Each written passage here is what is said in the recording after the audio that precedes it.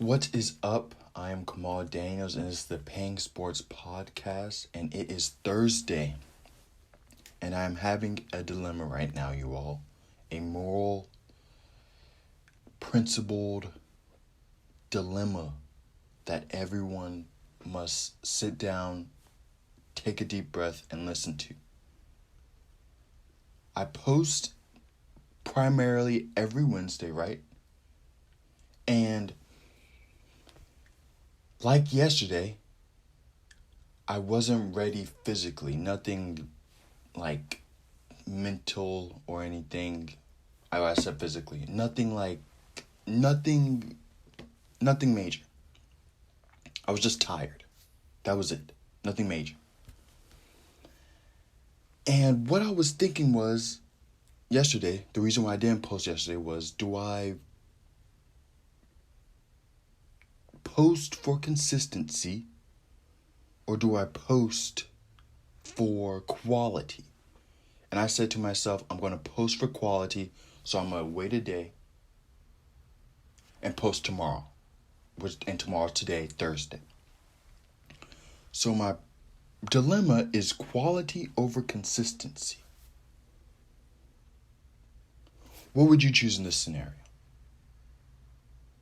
And I could give myself an out, right? And I could say, I never necessarily said I'm going to post every Wednesday. I said I'm going to post once a week. But like most things in life, things aren't usually said. They're not assumed either, but they're sort of implied. All right, Kamal, you're going to post pretty much every Wednesday. So I could have given myself an out, but it's implied. Right? Sort of like Ben Simmons, right? A lot of people aren't straight out saying Ben Simmons is trash, but they're implying they think Ben Simmons isn't that good at basketball. Now, a year from now, what's their out going to be?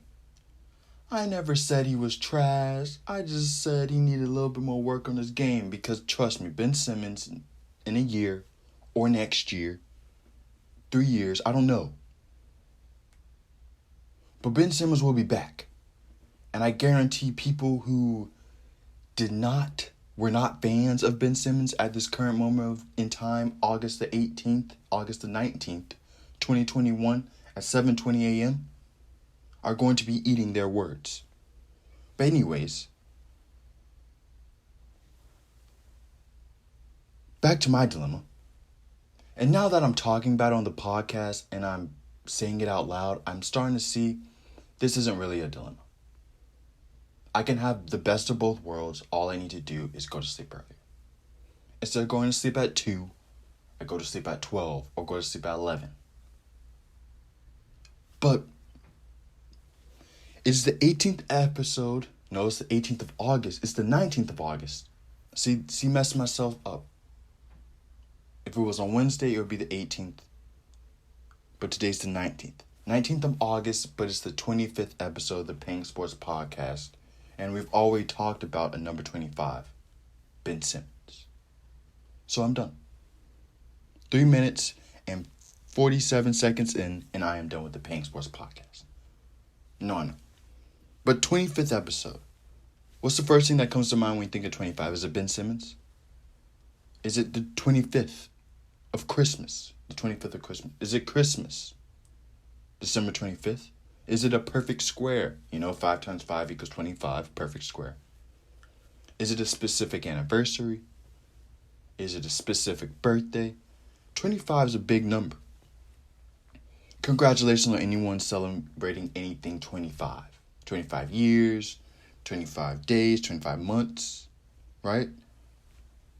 It's a marker of consistency, in my opinion, unless you're talking about the Peng Sports Podcast who decides to post on Wednesdays or Thursdays.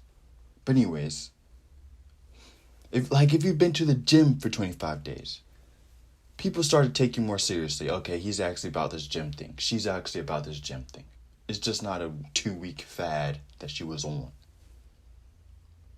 If you've been married for 25 years, it shows consistency. You've been through some things. Or it shows you're too deep in and it's too late to turn back now. So you might as well just stick it out. It shows those two things. 25, everyone. The number everyone knows, but no one appreciates. 25. And it has been 25 episodes of the Peng Sports Podcast. And this is the first time in Peng Sports Podcast history. You think 25 episodes in, saying Peng Sports Podcast wouldn't be a tongue twister. But it is. It still is. This is the first time we're actually talking about live American football. NFL, college football action. The first episode. Because, yeah, you're saying you've talked about the NFL. No, we've talked about off-season transactions, team needs, the Seattle Seahawks, Jaguars, Tebow. Not talking about Tebow. Congratulations on whatever his future endeavors are. But no Tebow talk. No Tebow talk. But this is the first time, as I was saying, the first time I'm actually talking about live football. And I have to give this warning. Unlike football across the seas, I guess will work, and basketball, I will be doing picks. Because I am what you would say, a casual American football fan. I will not be able to give the in-depth analysis that I always give for football and basketball. Because I'm an expert in both of those sports. And those two sports I did not play professionally, but I'm still an expert in them. American football, I didn't play professional either. But I'm an expert in basketball and football. That's all you need to know. American football, I admit, I'm more of a, as I said, casual fan. An expertise casual.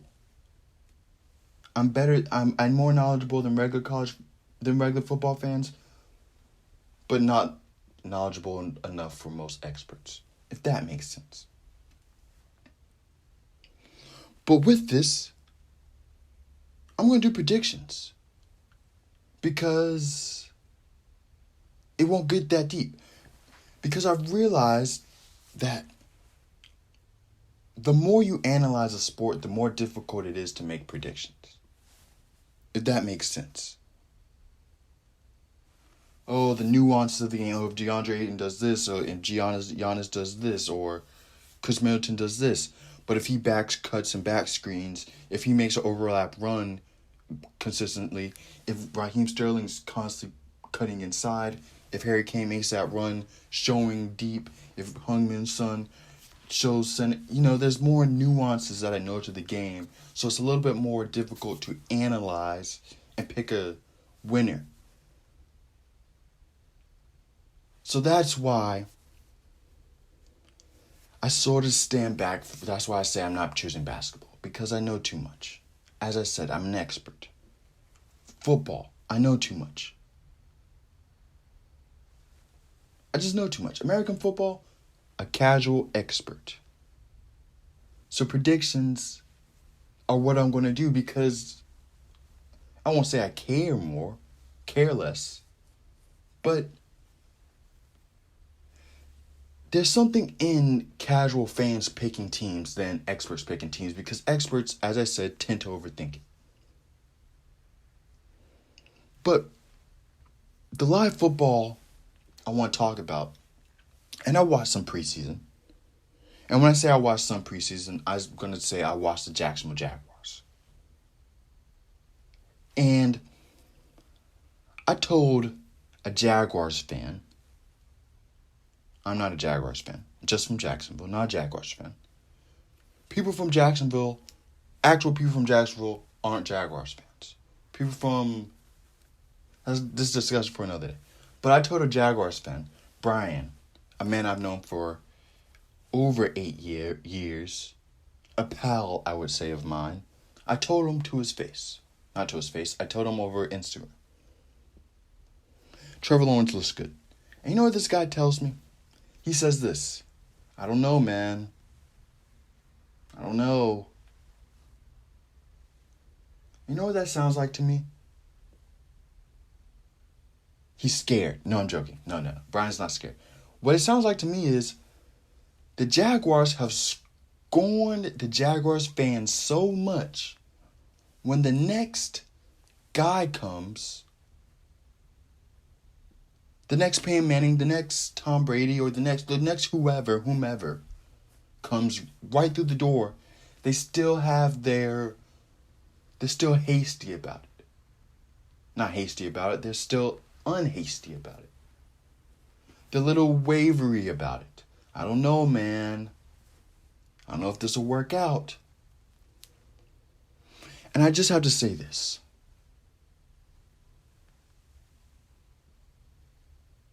When a person's been let down by a team over and over again, I understand it. I understand it. And franchises, this is the PSA, public service announcement to all franchises, clubs, organizations, ball teams, whatever you want to call it.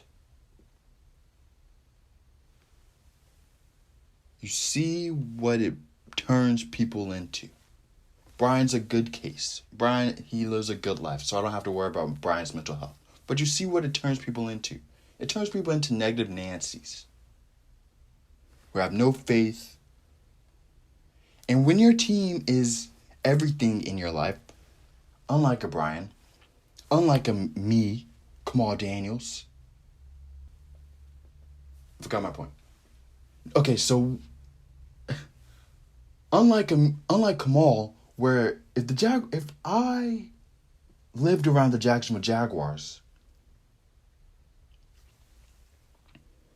my life would be poor. I'm serious. My life would be poor. I'd be depressed. I would have had one good year in 2018, maybe a few good years in the early 2000s, but outside that, I would have had a sad life. And yes, those people should maybe rely a little bit less on sports, but some people just need a springboard, have faith in something, and then they can venture out.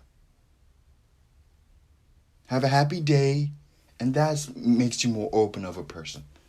When you just lose, people get more enclosed, and they don't want to talk to each other, talk to different people, because they're depressed because their team loses. So word of advice for all franchises. I believe Al Michael said this, or Al Davis, one of the two, one of theAls. Just win, baby. Just win. And that's all you have to do. Just win. Don't tank. Just win. When you have to lose, when you suck, you suck. And that's when you get a good draft pick. Don't lose just to lose. Because it just leads to not a successful franchise. Tanking, I understand tanking, but do I love tanking? No. Is that my old man take for the day? Is that all this generation's sports are soft take for the day? Back in my day take, that's my back in my day take for the day. Don't tank, just win. Attempt. Because I guarantee if the Jaguars are a bad example actually, because they actually gave effort last year. But the Pistons, that's the only team I can think of. If they didn't tank, I guarantee you the Pistons fans would have a little bit more confidence in their team. Guaranteed. Just like the Miami Dolphins fans had a little bit more confidence in the Dolphins even when they sucked for a little bit. They gave effort. And they just won the games they were supposed to win. Don't punt it. Don't try something new when you're up 3 with 3 minutes and 17 seconds left in the fourth quarter. Just win. Don't sub in a backup quarterback, your third string quarterback, against a division opponent on the last game of the season. Just win. But back to Trevor Lawrence. If Trevor does not have a good season for the Jaguars, I think it would be a good thing. I do. I don't think it hurts. I really don't. I don't think it hurts. Because Trevor Lawrence has been the poster boy in high school, in college, and probably middle school. And the first time in his career, maybe he won't be successful as soon as he hits the scene. Maybe, just maybe. And for the first time, I think that poster boy pressure is relieved. It's relieved. Doesn't even think about it. Well, Kamal, then you get into the pressure of being a bust, like Ben Simmons. No. Again, Ben Simmons isn't a bust. Markel Fultz isn't a bust. I wish we had a better adjective to describe people who do not do well in the NBA or the NFL. Could we call them something better than that? I just don't like the term bust. The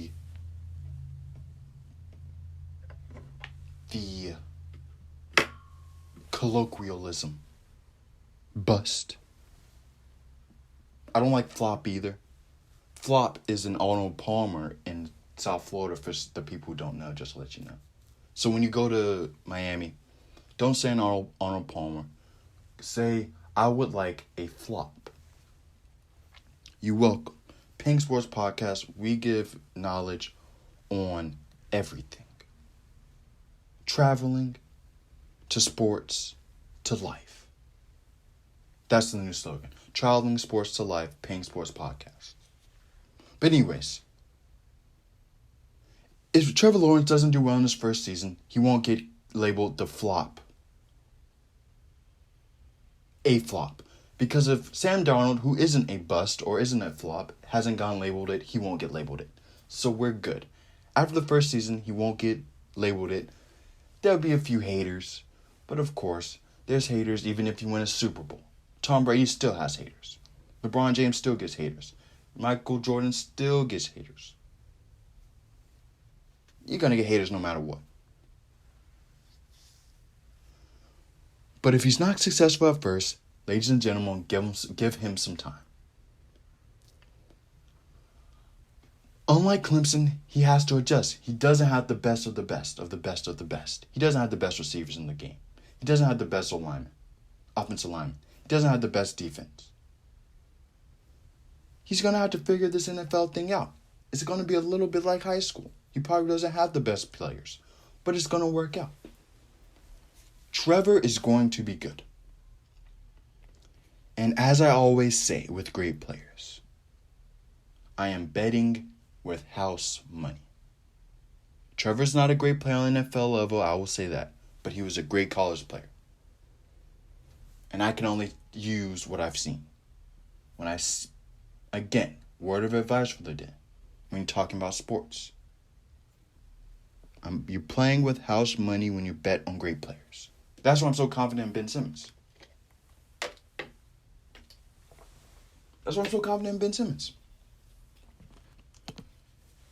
I'm playing with house money.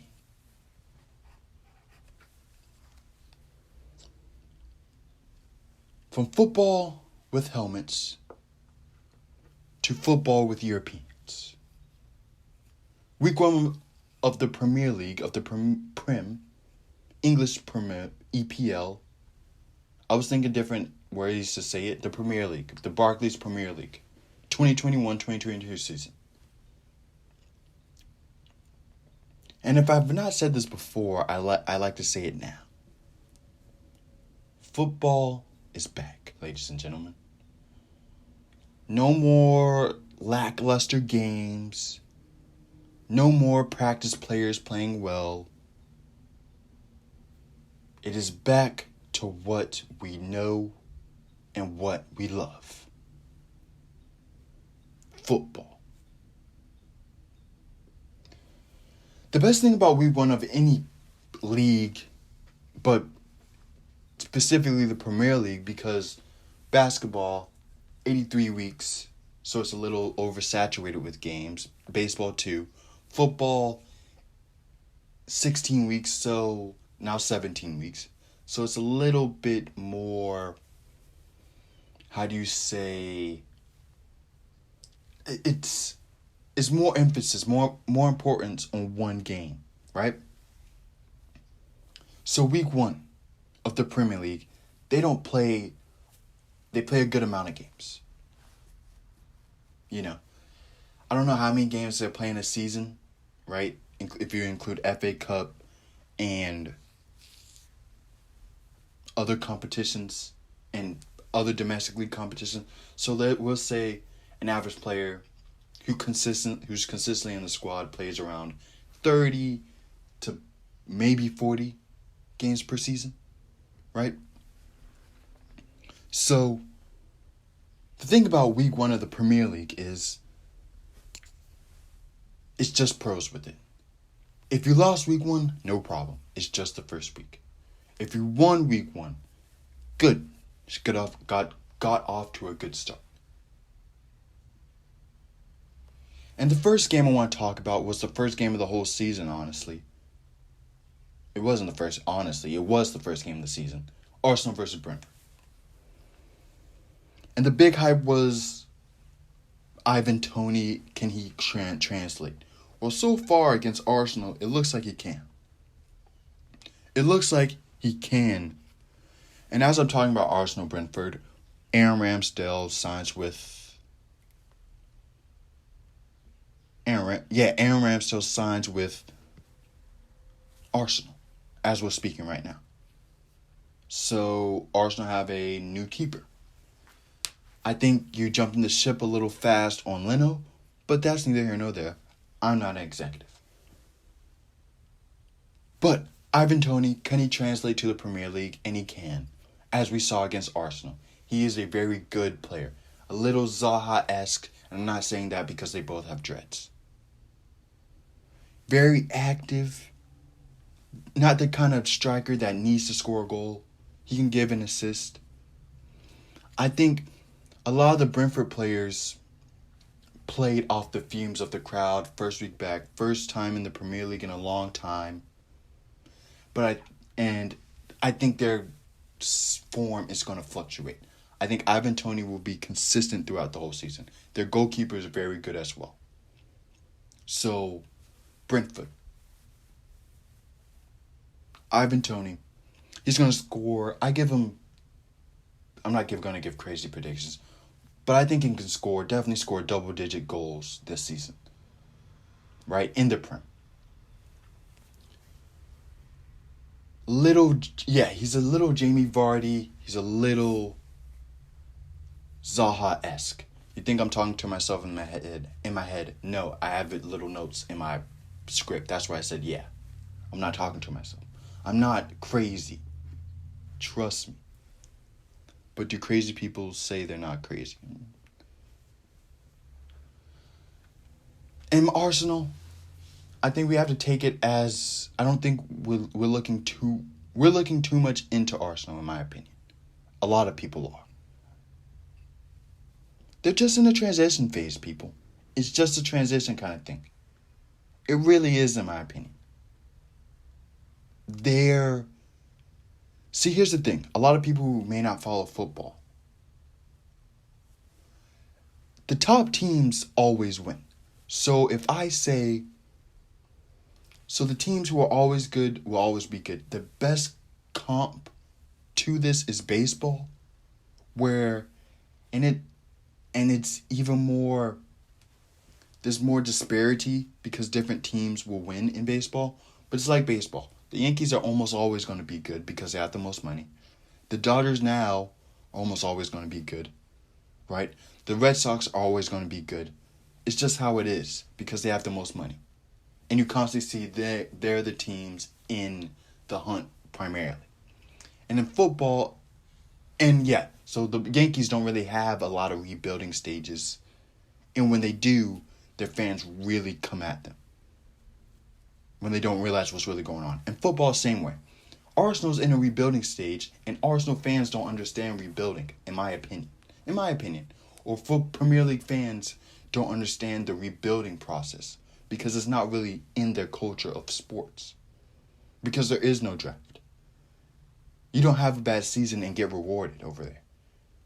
If you have a bad season, you get punished and you go to a lower league. And if you don't like that, it's your cup of tea. If you do like it, hey. It's different ways to do this, people. There's not one way to do this and no one's wrong. Anyways.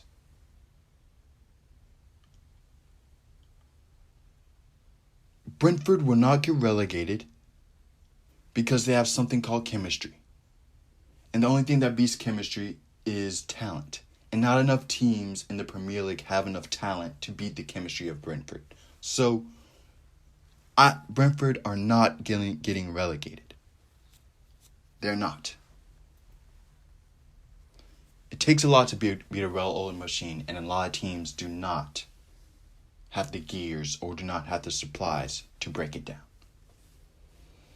But before I get into the rest of the Premier League Season 1, Week 1, I have to issue an apology for a player who goes by the name of Jack Grealish.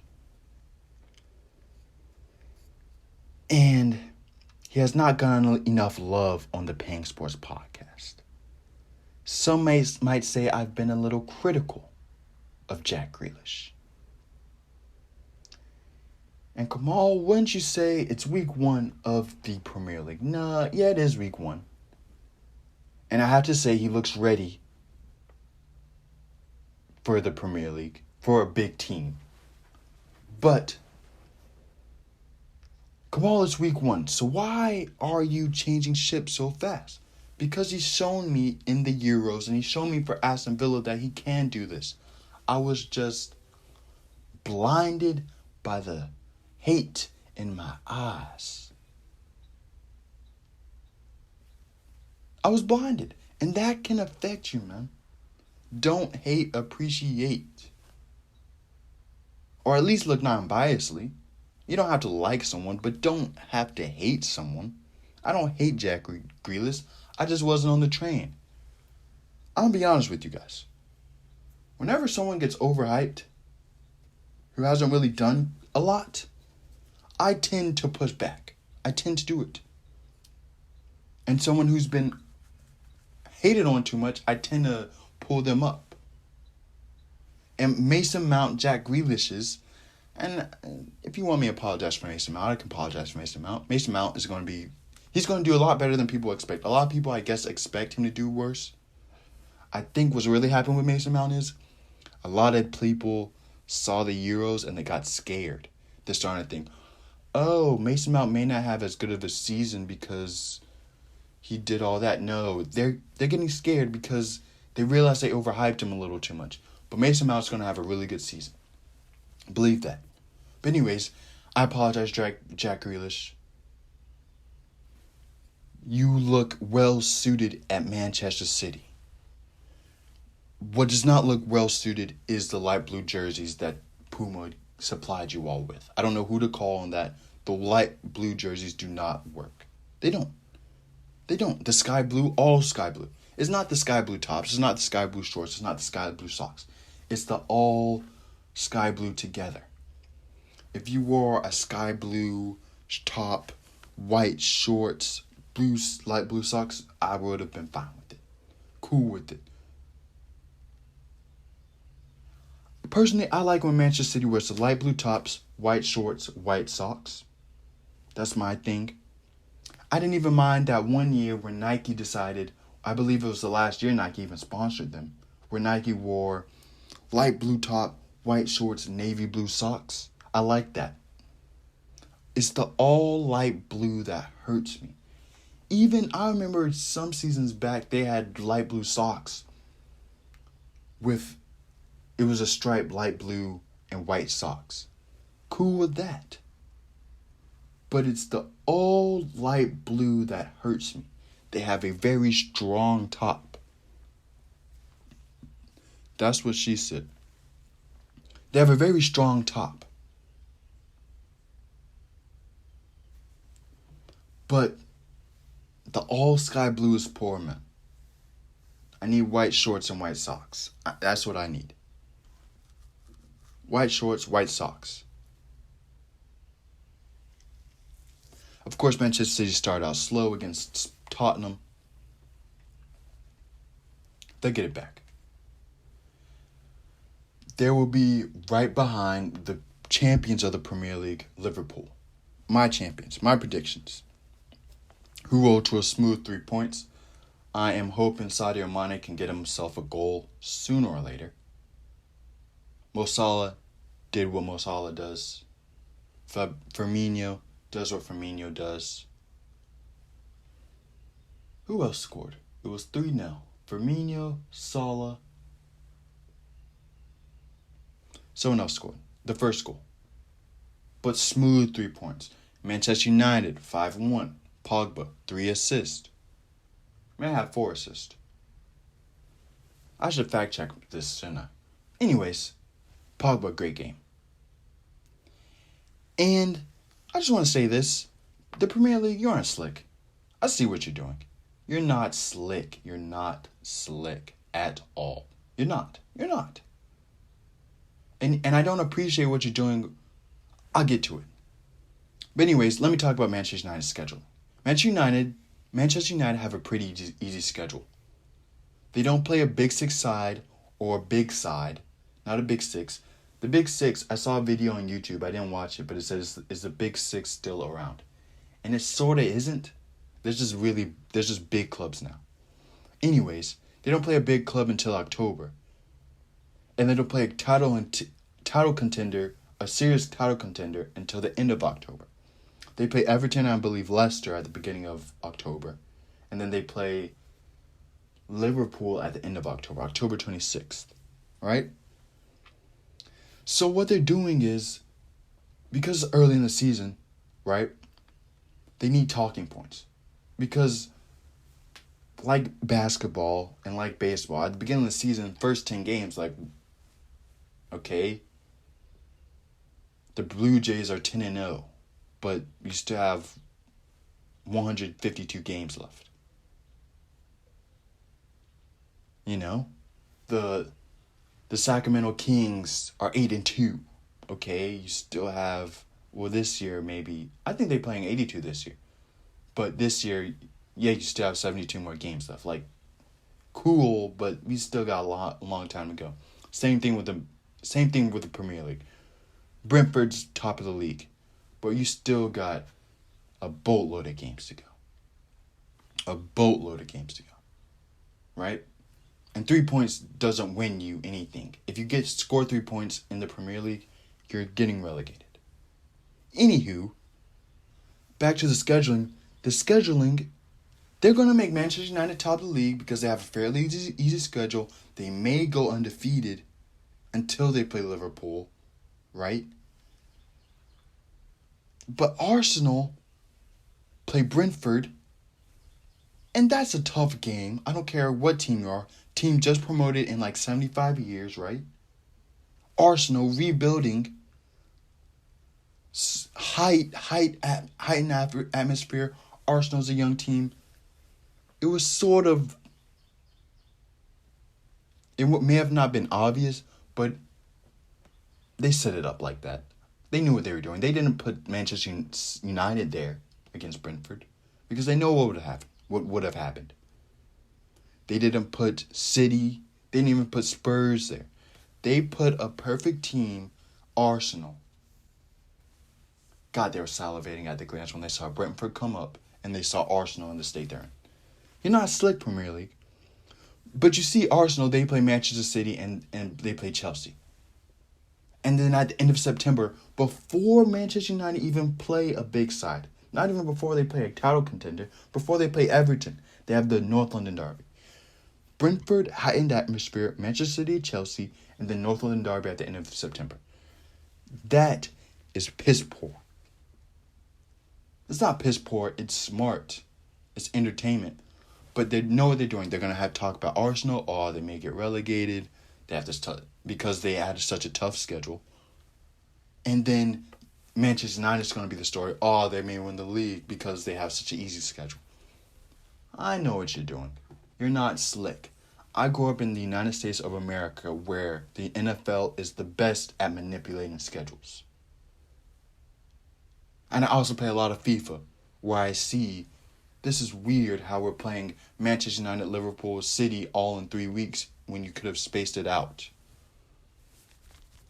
You're not slick, Premier League. You're not slick.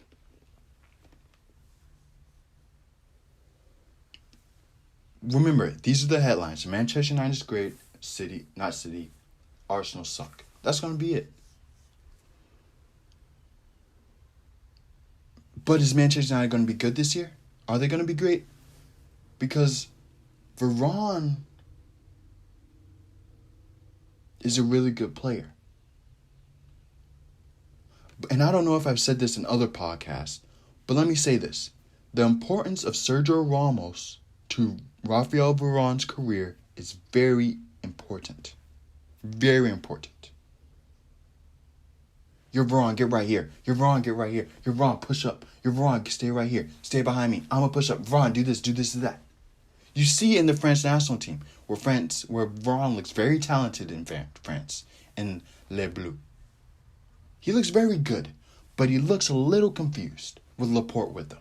With Sergio Ramos, he was organized and there. When Sergio Ramos was injured last year, what was Varane doing? He looked a little confused. Injured, but also a little confused at the back. Varane, come here. Varane, go here. Even Sergio Ramos out of his prime, Varane looked a little confused. With Sergio Ramos on the pitch, still confused. He needed a prime. I'm telling you, his positioning is a little off without Sergio Ramos telling him what to do. A prime Sergio Ramos telling him what to do. So this whole thing, Varane's going to come. This backline's going to be secure. I don't know. Does Varane speak English? It hasn't showed me anything that he speaks English. He showed me a lot on the football pitch. Very good player. But does Maguire know French? It's just a lot that goes into it, you guys. I think it'll work. I think it's definitely going to work for Varane and Maguire. But it may not be as great as you guys think. Season 2 is going to be probably a lot better than Season 1. But knowing a lot of these clubs, they would change. They would get rid of Luke Shaw. They'd get rid of Wan-Bissaka. Blame something else. Blame McTominay. Blame Fred. And all they really need is more time and more chemistry. Because the little things matter. When you don't know X player in front of you as well, it hurts you. It doesn't matter how good he is. It's a chemistry thing.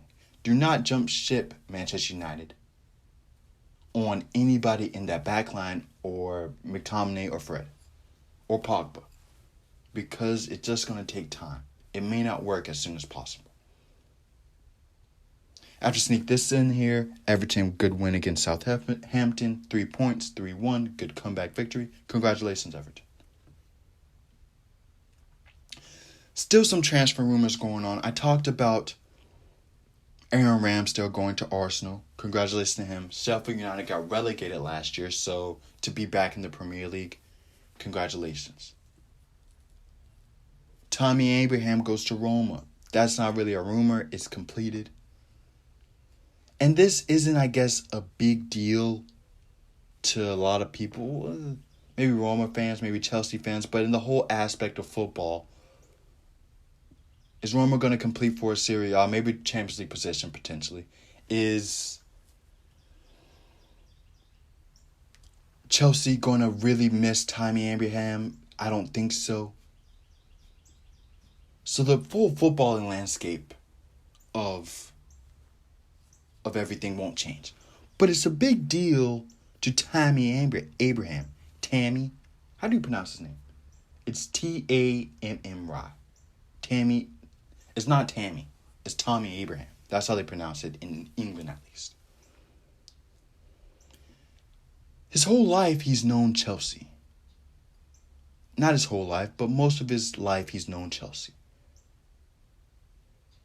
Right? Yes, he went on loan to Villa.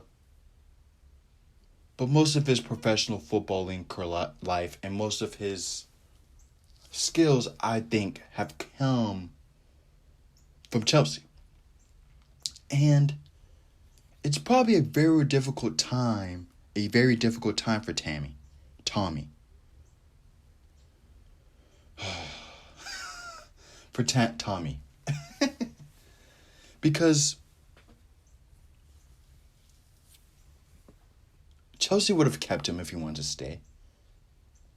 But he had to be honest with himself. And everyone has to learn from Tommy. Sometimes you just outgrow some places. And they'll keep you around. And they're probably happy you're there. But sometimes you just outgrow some places. And Tommy said to himself, I've outgrown Chelsea. And it's not always an easy decision. You don't always realize when you've outgrown a situation. But sometimes you just have to change things up. And change is good most of the time. Good most of the time. So congratulations, Tommy. One of the two. It's the same guy. It's just over in England they pronounce names differently. That's it. But he's going to do well at Roma. Arsenal's going to want him. Tottenham's going to want him. He'll be back in the Prem. If he wants to come back, of course. If he wants to come back. But Mbappe, maybe he goes to Real Madrid. That's a rumor. Hopefully he does. Because if he goes to Real, I just like it because there's going to be more disparity. It's going to be more even. Now, again, I don't think PSG win the Champions League, but I like entertainment. Instead of them playing Porto in the quarterfinals, it's not a 7-0 aggregate score. It's a 4-1 aggregate score. With Messi, Neymar, and Icardi up top. And Di Maria, of course. And then I saw, right, I think the Ronaldo rumors are sort of have died down, but I saw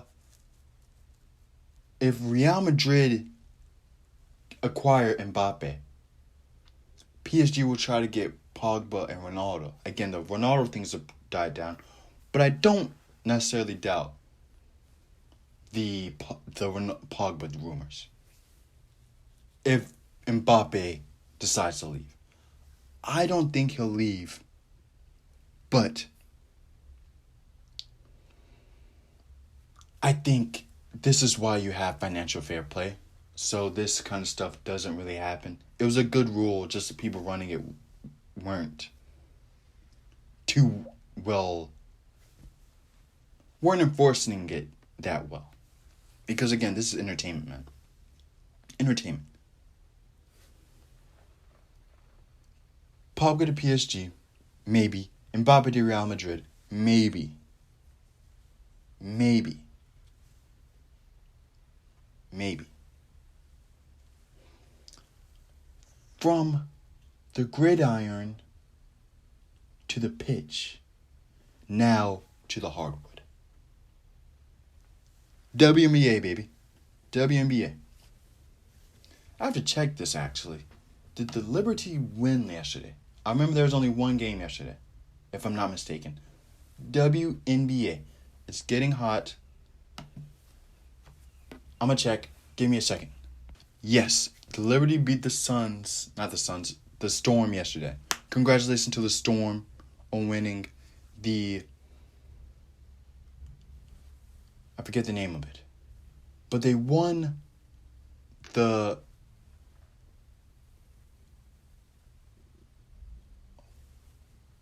competition the other day. Congratulations to the Storm winning the Commissioner's Cup.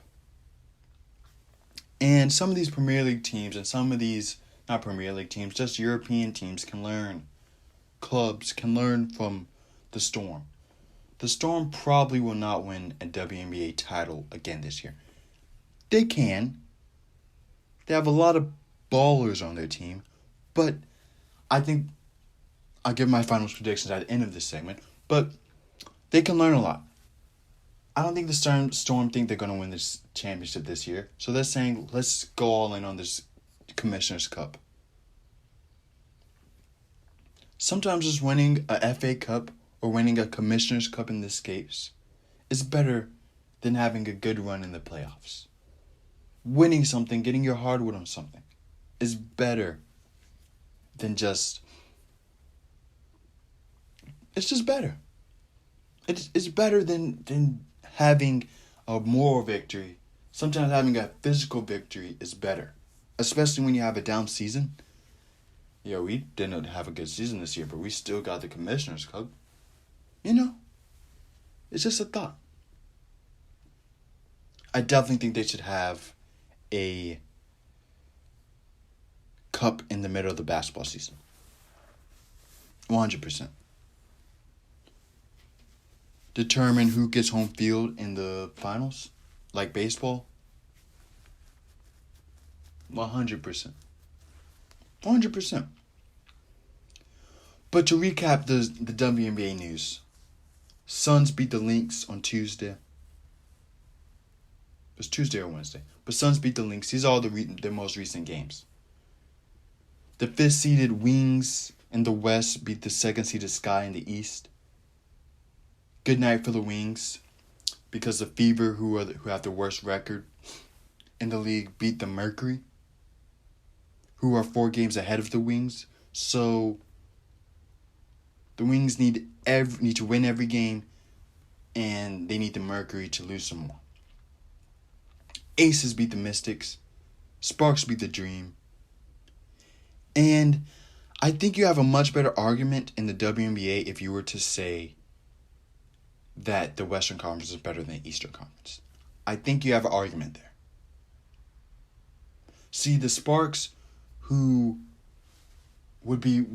are out of the standings for in the Western Conference. I think they're last in the Western Conference, if I'm not mistaken.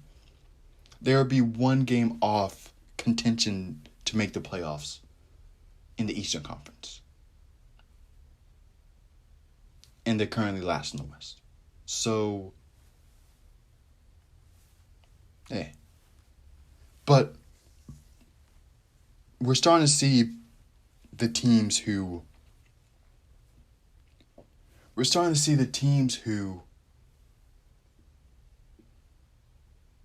are real serious. And we're seeing the Aces, right?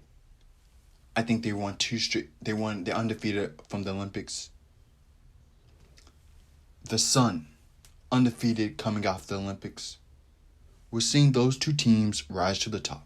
And they're the first seeds in their conference. And of course, the first seed can definitely lose in the playoffs. Especially in WNBA, where I think they do best 2 out of 3 games. I'm still learning the WNBA too, guys. I'm still learning it too. But I'm pretty sure they do best 2 out of 3. No. It's first to 3. It's 3 out of 5. It's 3 out of 5. 3 out of 5. It's not 2 out of 3. It's 3 out of 5. But I think the Sun and the Aces are the likely favorites, of course. The first seeds in the West and the East. And they look like no Olympic fatigue. They just come out hard. Come out strong. Remember, I am talking about basketball here. And it doesn't matter if it's WNBA basketball or NBA basketball. I am a guy who knows basketball. So when I say the Suns and the Aces, you can just pretty much mark it off as correct. Because I'm a guy who has never been a woman and has never played professional basketball, and I am an expert in this. Again, a guy who's never been a woman or has never played basketball, professional basketball. Mark my words. Aces and Sun finals. Doesn't matter if it's 3 out of 5. Doesn't matter. Aces Suns finals. And for all you people who say, come on, I can't get into WNBA. They just don't score enough points.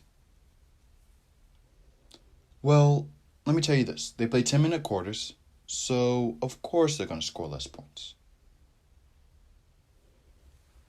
And I'll also give you this. Looking at the WNBA statistics, I looked it up.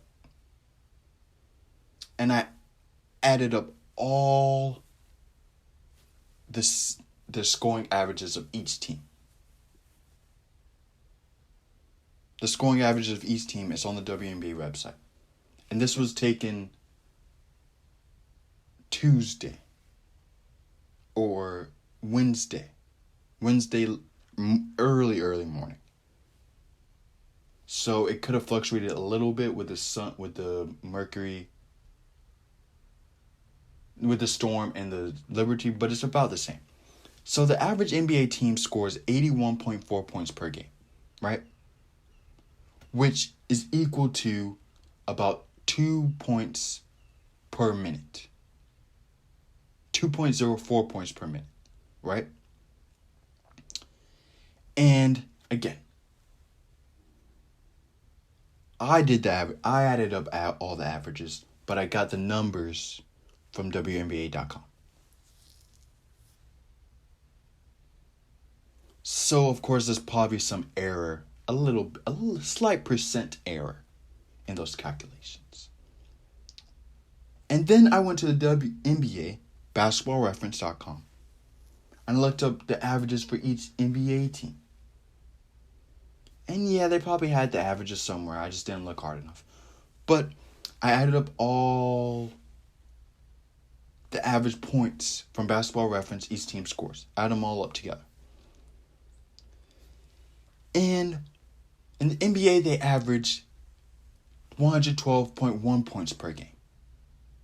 Each team, a whole league, averaged 112.1 points per game. Again, 12-minute quarters.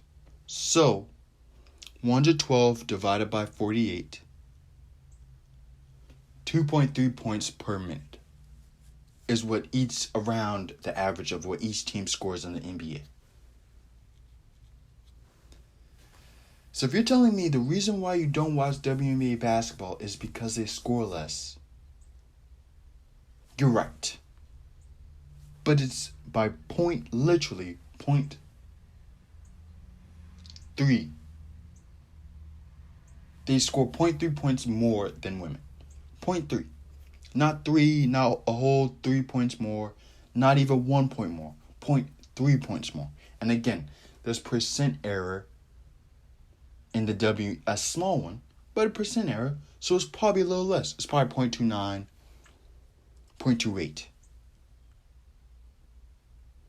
So if you give the excuse that you don't watch WNBA basketball because of offense, I need a better excuse than that. I need a better one. Because it can't be, because they score more. And in the wild, tune in for next week. No healthcare. In the wild, healthcare. Peng Sports Podcast, episode 26 on Wednesday, so I can debunk another